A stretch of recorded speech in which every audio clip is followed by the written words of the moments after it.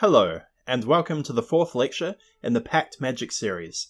In the first lecture, we determined that the planes are everywhere, all at once, and separated only via vibrational states. Entities exist out there that are dying or mere whispers of whom they once were, and can send senses and magic power between the planes in exchange for feeling alive for just a little bit longer. In the second lecture, we looked at the traditional creatures of Pact, the demons and the Fae, and those strange entities from beyond the stars. We looked at the first warlocks and their patrons' evolution in the Pact contract, from giving mortals permanent power, to their progeny having power but also an escape clause, to literally living in the escape clause, and in the Fifth Age their new powers and responsibilities. And then in the third lecture, we discussed a different type of Pact and the consumption of an otherworldly remnant of demonic energy called fragments. Consumption is intent, and intent is a pact, albeit one that's temporary, but carries with it the threat of releasing a raw, abyssal energy. And that concluded our three-part series. But then why is there a part 4? Well, because I missed some things. I know, being a magus of the Conclave of Silvery Moon, you would expect me to have all the answers the first time, and in my mind I did.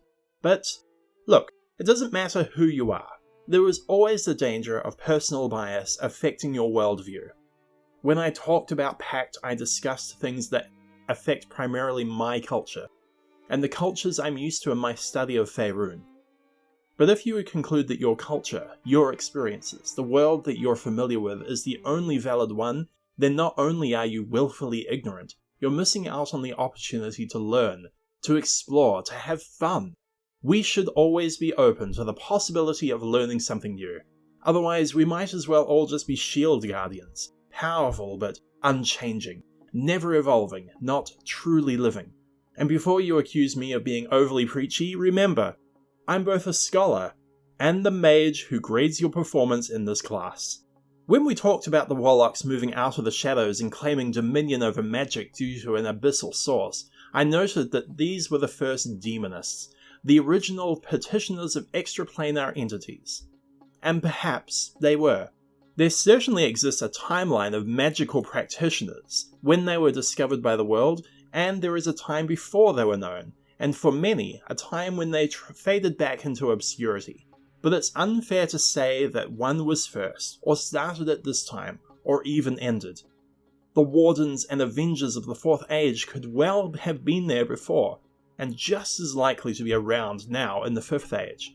No, when we say that a new type of magical practitioner was discovered, we mean that a hero rose to enough prominence to become part of the academic history. In the Fourth Age, with such tumultuous upheaval, a great many secret societies, and for want of a better word, arcane users, rose up to help the world in its hour of need. But I wouldn't be surprised if there's an individual alive now in the Fifth Age who still follows the methodology of the Warden path, but is unknown by history. And with that neatly out of the way, we need to talk about the Witch. The Witch is a mage whose power comes from extraplanar entities. Wizards typically learn spells from academies, mentors, and from autodidactism. Witches are given the knowledge of these spells, how to cast them, how to draw upon the natural arcane energy of the world, from the knowledge of entities outside of the material plane, be they demons, fae, ancient gods, or something more alien than those. Most witches gain this power through contacting these entities directly, but some are approached by the entities themselves. The books say that the entities agree to grant knowledge for a variety of reasons, and some of these reasons are problematic in this Fifth Age of Enlightenment, so bear with me.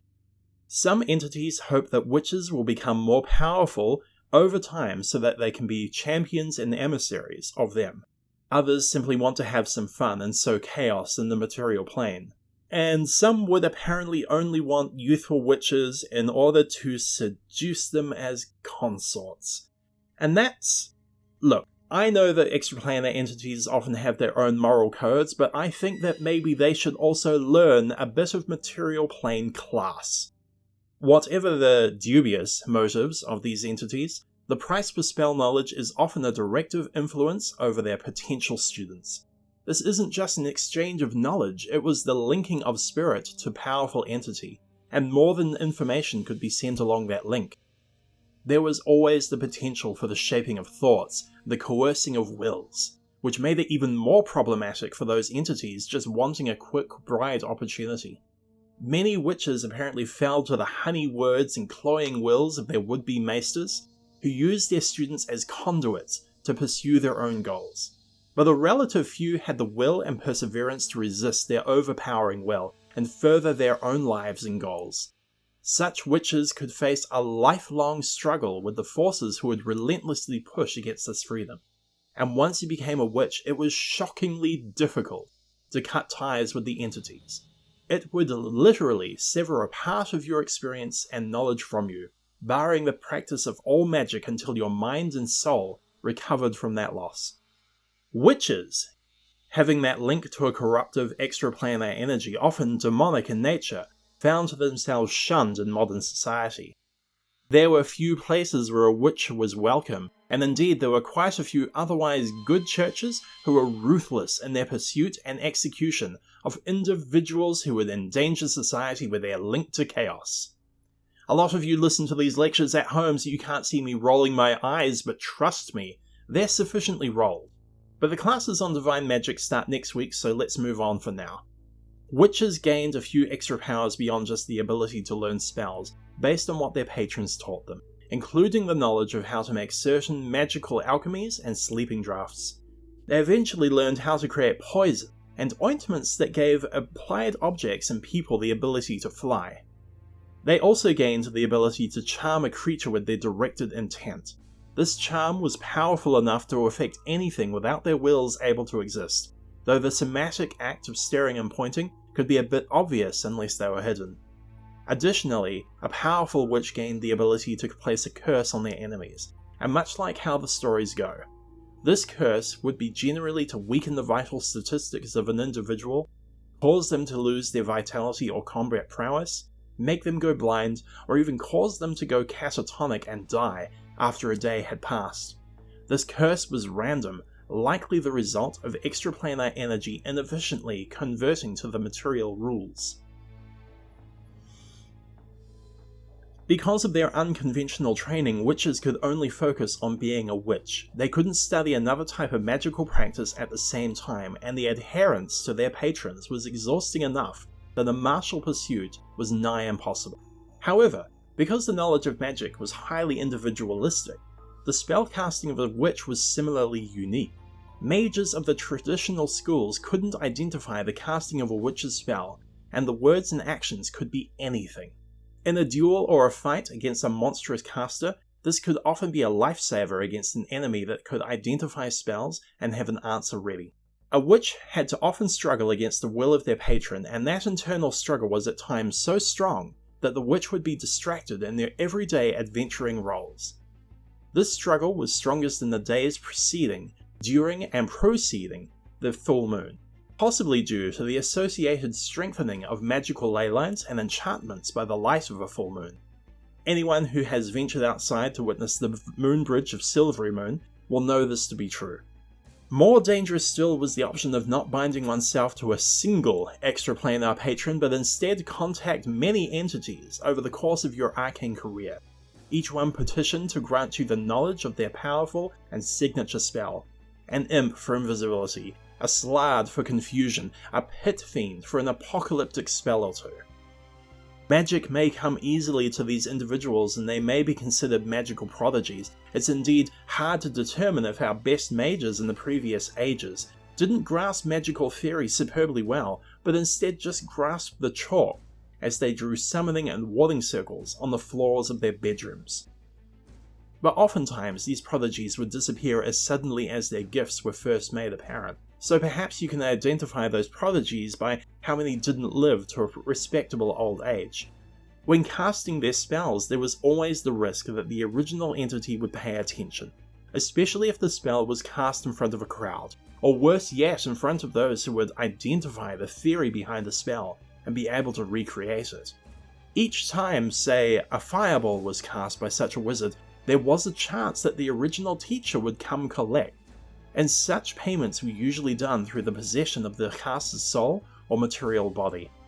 Over time, this price could turn into servitude, which would not only limit the caster's personal freedoms, but also make it much harder to turn to new masters for further magical secrets.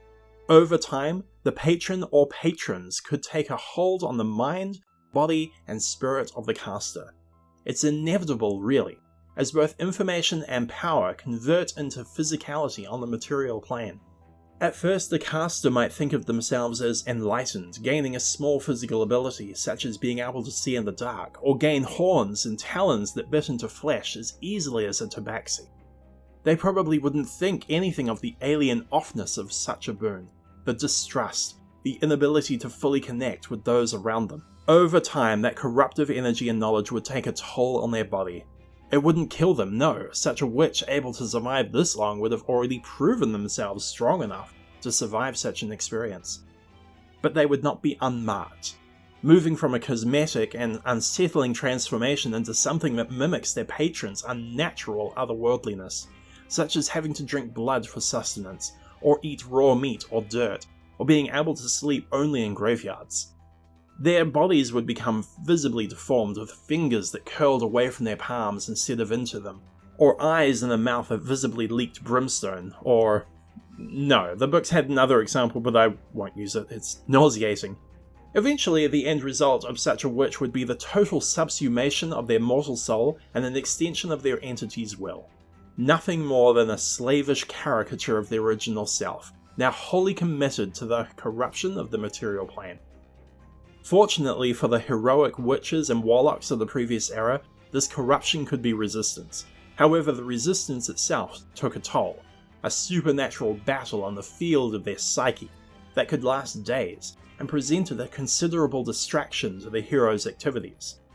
I guess my bias speaks up when I say again, don't do it! It's clearly not worth the risk. Moving on from there, we go back to the original lesson at the beginning of this lecture because if I hadn't been informed of this next example of Pact magic, I may have lived the rest of my life without the knowledge of this culture and their more innocent and wondrous casters, the Sha'ir of Zakara. Zakara lies in a great, formerly uncharted area south of Faerun, surrounded by the three seas. Bahr al-Kibar, the Great Sea. Bahr al-Ajami, the Sea of Foreigners, and Bahr al-Izdiham, the Crowded Sea. Zakara, despite being bordered by seas, is mostly desert, though many variations of that term exist including volcanic plains, salt flats, rugged mountains, and vast steppes, all with sparse rainfall.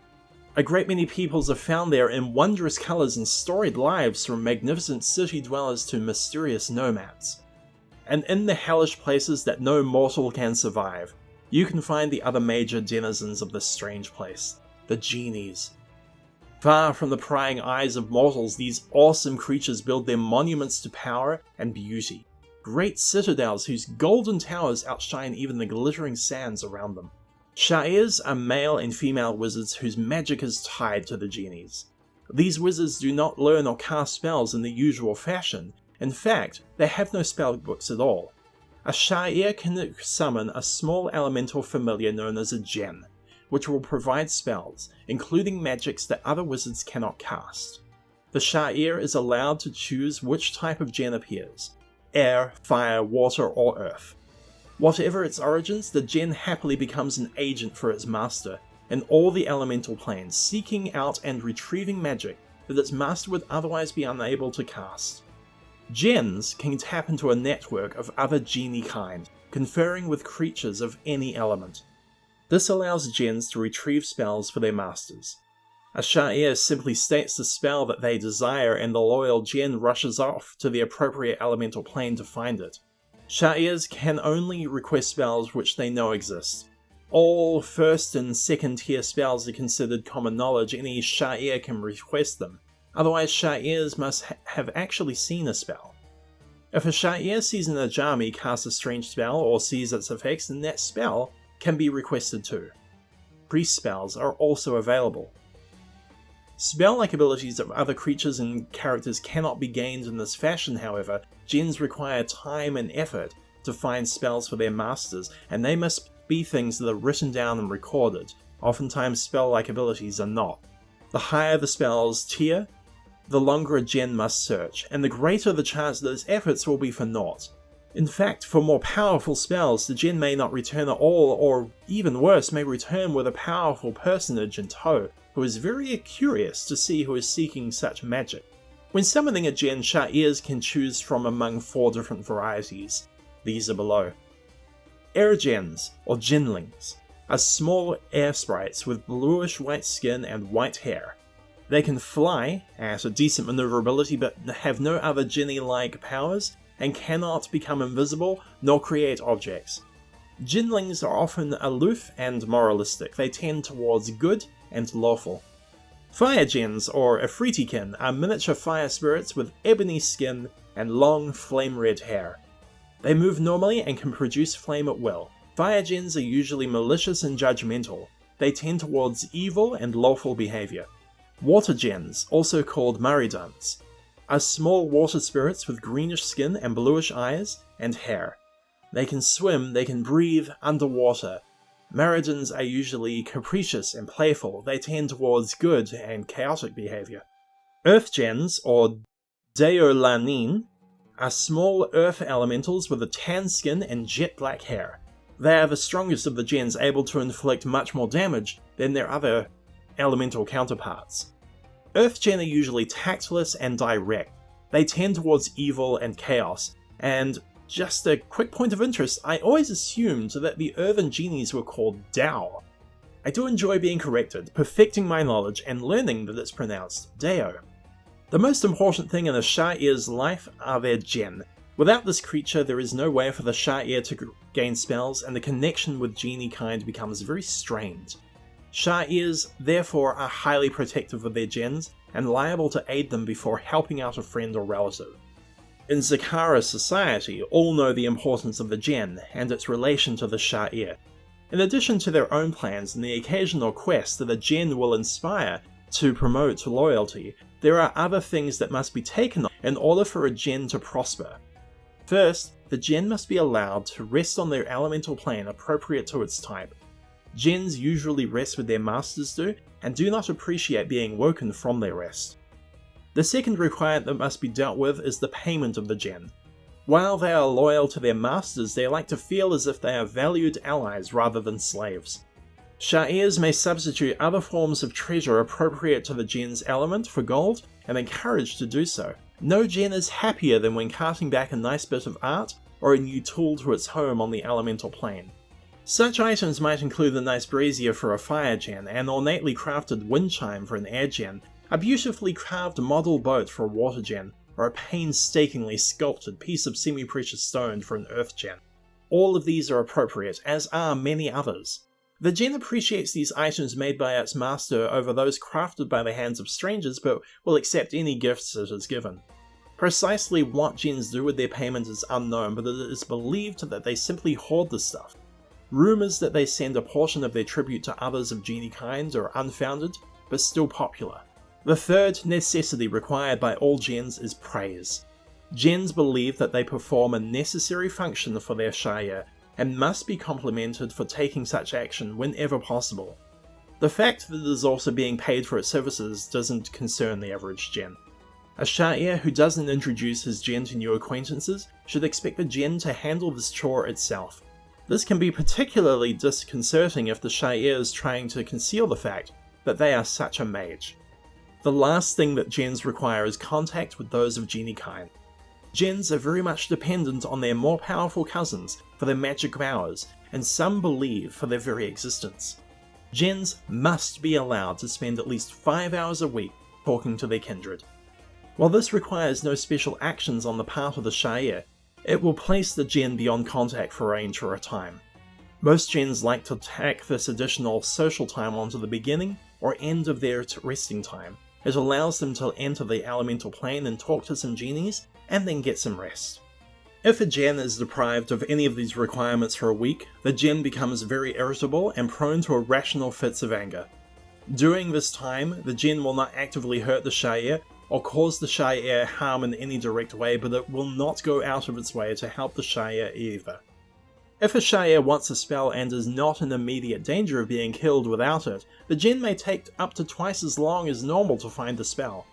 This continues until the Jinn has received the treatment it requires in addition to some small, special treat that its master has long denied it. If a Sha'ir is so callous as to pay no heed to this generally surly attitude, the Jinn becomes even harder to handle and takes even longer to retrieve spells. After a week of this, the Jinn will come right out and tell the Shair what the problem is and how to fix it. This will require no less than a week's vacation for the Jinn, as well as some sort of special prize that the Jinn has had its eye on. Should all of this fail to apprise the Shair of their exceedingly poor attitude, the Jinn will make the ultimate show of disgust. Poor creature will simply disappear for a week. What the Shair doesn't know is that the Jinn has sought refuge with Genii kind and is busy pouring its heart out to anyone who will listen. At the end of the week, a Genii will appear before the Shair and explain the problem to them in terms that cannot be misunderstood. The first method by which a Jinn retrieves spells is known as the token concept. According to the token concept, genies and other powerful creatures store their magic in easily transportable items known as tokens. These tokens are carefully guarded, and many have become lost over the years and are scattered about the various elemental planes. In addition to those created by Genii kind, there are also a number of tokens that have formed spontaneously on the elemental planes. These magical items are quite powerful, and will last forever if their magics are not triggered. To cast the spell contained in the token, the Shair must concentrate while holding the token. As the Shair focuses upon the token containing the spell they desire, the appropriate words and gestures pass into the Shair's mind, allowing them to release the power of the spell. This entire process requires only the normal amount of time to cast the spell in question. The Shair must be able to speak and move freely to cast the spell. Only the source of the spell knowledge is different. Once the spell is cast, the token crumbles into dust or evaporates or bursts into brief flame and wafts away in a puff of smoke, and is no longer usable. The second method by which Jinns are able to retrieve spells is known as the Residual Imprint concept. This concept holds that once a spell is cast, it leaves a bit of itself behind in the world. Jinns can reconstruct the patterns, gestures, and words necessary to cast a spell by studying its imprint. Unfortunately, Jinns cannot hold the pattern within their minds for any length of time and must re-study to each spell pattern each time they are sent forth to retrieve it. Once the Jinn has studied a pattern, it can impart this knowledge to its Sha'ir. This doesn't require physical contact, but the Jinn must be within 10 feet of its master to transfer the knowledge. This transfer is instantaneous and automatic, instantly imparting knowledge of the spell to the Shair. Although it doesn't happen very often, a Jinn does sometimes become a free creature, uncontrolled by a Shair or other master. Many of these creatures are merely mischievous beings of little power who delight in playing tricks on unsuspecting mortals. What is known is that no Shair has ever had a Jinn go free and remained in circulation long enough to talk about it. In all documented cases, free Jinns claim their Shair is either dead or imprisoned on some distant plane, usually at the hands of Genii kind. These Jinns are reluctant to speak of how their former masters came to such a fate, though they do say they are not to blame. If what they say is to be believed, most Jinns go free when their Shair is slain in a sudden, unexpected manner, or when their Shair manages to offend Genii kind in some great way. Most free Jinns have no permanent home on the prime material plane. They keep all their goods on their elemental plane, and retrieve those they need when they need them. If a Jinn has managed to remain free for some time, their home will have as many luxuries and magical items as that of any sultan. Many are the adventurers who have tried to find the location of just such a treasure trove. Mysteriously, none of these have ever returned from their quest. The most evil of free Jinns are capable of unspeakable acts. Some have enslaved other elemental races through magical means and used them to capture humans to use as slaves and spies in the cities of Zakara. These evil, exalted Jinns are almost always opposed by other exalted Jinns who do not want to draw too much attention to themselves. Exalted Jinns wish to keep their nature secret from those already in the know, and to keep other sorts of mages from ever learning about them. It is every Jinn's worst nightmare that a sorcerer or elemental mage learn to conjure and control it. Such a discovery by such wizards would result in a much larger number of Jinns being enslaved than are currently under the sway of the Sha'ir. Far better to leave non-Sha'irs alone. Coming up next time is a series of lectures on divine magic and faith. There are many gods in our world, and I do not want to talk about their specifics. Leave that to the priests. No, instead, let's talk about what we think gods are, based on the knowledge we have, how they are formed. What is faith to them? I think it will be a truly edifying experience. Until then, to be continued.